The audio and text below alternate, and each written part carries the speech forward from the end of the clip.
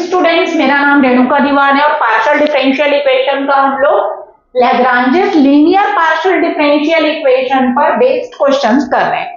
Partial differential equation का ये बहुत इंपॉर्टेंट टॉपिक है, Lagrange's linear partial differential equation. इसका ये मेरा लेक्चर नंबर 29 है और ये पैटर्न 2 के क्वेश्चंस चल रहे हैं। क्या बोलता है क्वेश्चन में, solve small p plus 3 small q is equals to 5z plus 10 of y minus 3x। इसको सॉल्व करना है।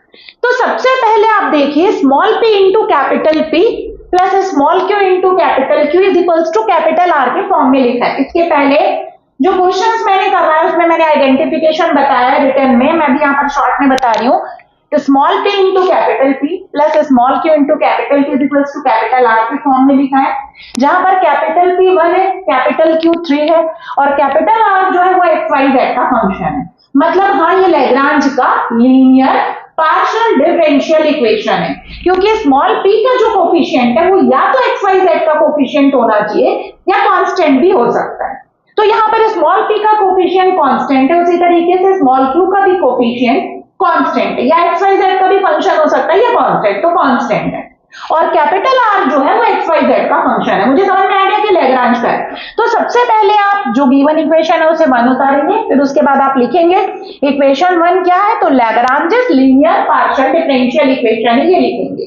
अब इसके बाद आप कंपेयर करेंगे, किसको कंपेयर करेंगे, तो इक्वेशन 1 को। किससे कंपेयर करोगे, small p into capital P plus small q into capital Q is equals to capital R। ये लैग्रांज का स्टैंडर्ड इक्वेशन है। अब आप क्या निकालोगे, कैपिटल P। तो कैपिटल P कौन होता है, स्मॉल p का कोफिशिएंट। कैपिटल Q निकालोगे, स्मॉल q का कोफिशिएंट कैपिटल Q होता है, और जो इक्वल के उस साइड होता है वो आपका कैपिटल R होता है। 5z प्लस 10 ब्रैकेट में y माइनस 3x, ये आ गया। अब इसके बाद आपको पता है, जैसे p q r निकालते हैं आप लैग्रांज का ऑक्सिलियरी इक्वेशन लिखते हैं। लैग्रांजेस ऑक्सिलियरी इक्वेशन इज, क्या होता है लैग्रांज का ऑक्सिलियरी इक्वेशन, तो dx upon capital P is equals to dy upon capital Q is equals to dz upon capital R, ये होता है। अब कैपिटल P Q R की वैल्यू रखिए, dx अपॉन P आपका 1 है, dy अपॉन Q आपका 3 है और is equals to dz upon 5z plus 10 bracket में y माइनस 3x, ये रहा। अब इसके बाद आप क्या करते हैं, आपको पता है दो फ्रैक्शन लेकर आप दो अलग अलग सॉल्यूशन निकालेंगे। तो टेकिंग फर्स्ट 2 फ्रैक्शन और उसके बाद में लास्ट 2 फ्रैक्शन लेकर दो सॉल्यूशन निकालूंगी। dx upon 1 is equals to dy upon 3 को मैं क्रॉस मल्टीप्लाई करके ले जा रही हूं। मुझे पता है कि 1 ऑर्डर 1 डिग्री का डिफरेंशियल इक्वेशन में कन्वर्ट हुआ, तो इसको सेपरेशन से करिए, क्योंकि dx के नीचे कांस्टेंट और dy के नीचे कांस्टेंट है। तो मैं 3 dx कर दी क्रॉस मल्टीप्लाई करके और is equals to dy, that means dy is equals to कितना आया, 3 dx। सेपरेट हो गया। अब इसको इंटीग्रेट करिए, तो y is equals to 3x plus क्या कांस्टेंट ऐड किया मैंने c1, y minus 3x is equals to c1। ये मेरा पहला सॉल्यूशन आ गया, c1 is equals to y minus 3x। अब इधर देखिए, मैंने देखा था यहाँ पर 3 को मैंने क्रॉस मल्टीप्लाई करी, मैं यहाँ भी रख सकती थी, लेकिन मैं वहां देख चुकी थी y माइनस 3x। यहाँ से y माइनस 3x आ जाएगा, मुझे दिख रहा था, इसलिए मैंने 3 को dx के पास ले गई और y इज इक्वल्स टू मैं 3x जो dx वाला है उसमें क्या ऐड करी हूँ, c1। आप y में भी ऐड कर सकते थे, तो मैंने उसको देखते हुए मैंने y को अलग रखा और dx के साथ मैं किसको ले गई हूँ, 3 को ले गई हूँ।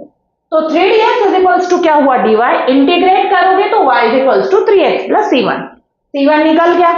अब ये पहला रिजल्ट आ गया। अब लास्ट 2 फ्रैक्शन को लीजिए और अगला 2 सॉल्यूशन निकालिए। तो आप लिखेंगे टेकिंग लास्ट 2 फ्रैक्शन।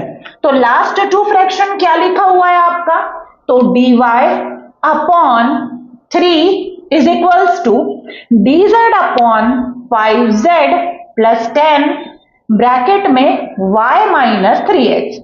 अब इधर देखिए, dy के नीचे कांस्टेंट, ठीक है, सबसे पहले तो सेपरेशन ऑफ वेरिएबल नहीं लगेगा क्योंकि tan की एंगल में y माइनस 3x है। ये 1 ऑर्डर 1 डिग्री के डिफरेंशियल इक्वेशन में चेंज हो रहा है। dy है तो वेरिएबल y होना चाहिए और dz है तो वेरिएबल z। तो सेपरेशन ऑफ वेरिएबल से तो नहीं बनना है क्योंकि ये प्लस में। अब क्या ऐसा किया जाए कि आपका dz के नीचे z बचा रह जाए और dy के नीचे कांस्टेंट है, कोई इशू नहीं है। तो y माइनस 3x देखिए, y माइनस 3x की वैल्यू अगर ये कांस्टेंट से रिप्लेस हो जाता है तो ये tan एक कांस्टेंट हो जाएगा और 5z प्लस कांस्टेंट का इंटीग्रेशन z के रिस्पेक्ट में हो जाएगा।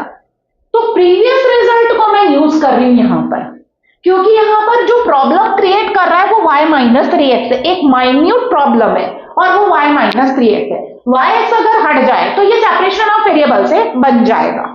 तो y माइनस 3x की वैल्यू मैंने क्या निकाला प्रीवियस रिजल्ट में c1। तो dy upon 3 is equals to dz upon 5z plus tan of, इसको मैंने किससे रिप्लेस कर दिया c1 से।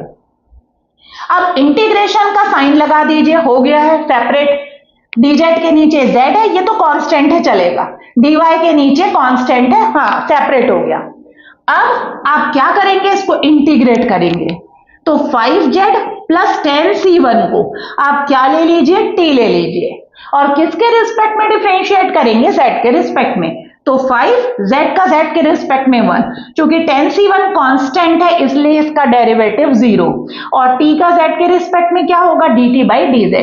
Then dz is equals to dt upon 5। तो dz किससे रिप्लेस होगा, dt बाई 5 और 5z प्लस 10c1 किससे रिप्लेस होगा, t, और ये पूरा t का फंक्शन बन जाएगा।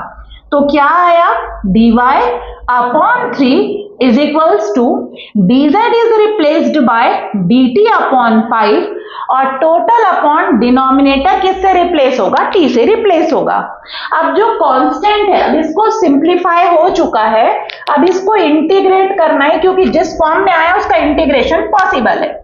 तो क्या करेंगे, dy अपॉन 3 आपका as it is, dy upon 3 आपका as it is equals to 1 upon 5 आपका कांस्टेंट है, उसको बाहर कर दिया मैंने, dt बाई t आपको पता है 1 अपॉन 3 dy का 1 का y के रिस्पेक्ट में y, 1 upon 5 constant, 1 upon t का integration log t plus constant लगाएंगे c2, 1 upon 3 y minus 1 by 5 log t उधर जा रहा है और t की वैल्यू रख दीजिए क्योंकि मैंने t सिर्फ इंटीग्रेशन के लिए रखा था। तो t की वैल्यू क्या है, 5z प्लस 10c1 ये और is equals to c2। c2 को मैंने वहीं छोड़ दिया, चाहे तो c1 की वैल्यू रख सकते हैं क्योंकि मुझे पता है कि c2 की जो वैल्यू है, हमें c2 की वैल्यू जो निकालनी वो xy के फॉर्म में, बट यहाँ c1 के फॉर्म में आ रही तो c1 की वैल्यू हटा सकते हैं। 1 बाई 5 लॉग ऑफ ब्रैकेट में 5z plus 10, what is the value of c1, c1 क्या था आपका y माइनस 3x था, तो ये आ गया आपका log of this is equals to c2। अब इसमें बॉक्स बना दीजिए, ये आपका सेकेंड सॉल्यूशन है। तो c1 आ गया, c2 आ गया, देन फाइनल सॉल्यूशन लिखिए। फाइनल सॉल्यूशन क्या होता है, phi of c1 comma c2 is equals to 0। c1 की वैल्यू लिखिए और c2 की वैल्यू लिखिए। c1 कितना था, y माइनस 3x, c2 क्या है, तो यहां लिखा हुआ है y by 3 minus 1 upon 5 log of big bracket 5z plus 10 of bracket में y minus 3x big bracket close और ये आपका bracket close is equals to 0। Phi of this is the value of c1 and this is the value of c2। So इस तरीके से आप Lagrange के question को सॉल्व करेंगे। So thank you students.